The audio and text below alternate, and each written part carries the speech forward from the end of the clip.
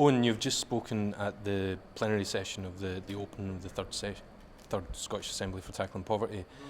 You do a lot of events like this. I've heard you speak in other contexts. Is there anything different about doing this kind of event in Scotland? Yeah, absolutely. I mean, firstly, what's so unique and important about an event like this is it's people out on the front line. It's people working and organising in those communities. So people here actually are rooted in the communities which obviously they're working in. They're people who are actually providing a voice for people who are really, at the moment, being hammered, frankly, at a time of austerity. So I think often, I take part in lots of debates which end up maybe being a bit abstract, a bit divorced from reality, but this is rooted in the reality here in Scotland and what's actually happening. And frankly, that's important because most of the media aren't interested in showing the reality of what's happening in austerity Britain. Yeah.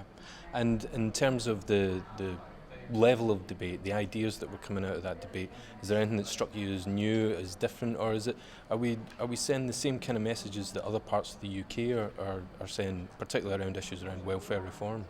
Well, I thought what was interesting, of course, is there was an effort to tie it in with the constitutional debate which is taking place in Scotland, to try and find a way to use that debate to the advantage of the agenda which people here are so passionate about promoting.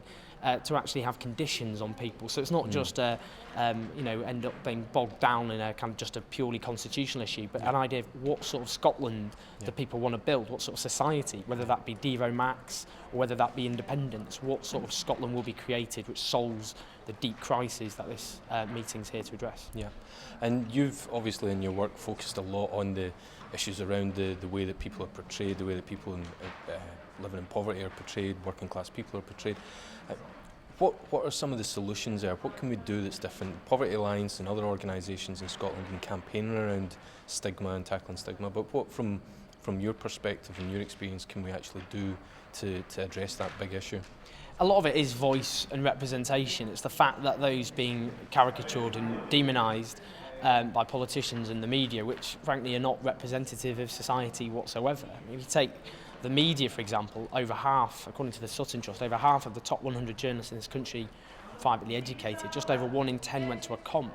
Now, how are you going to have a media that in any sense is going to accurately portray people and give a voice to people in those communities when they don't themselves have anything to do with those communities whatsoever? So we do have to organise, we do have to make sure we have a platform for people living in poverty and unemployment and other issues like that to actually change the dynamic of the debate, because at the moment with the poor and the unemployed, the only images you get are negative, stereotyped, scroungers and all the rest of it. That can change if we force the reality on by actually getting people's voice heard.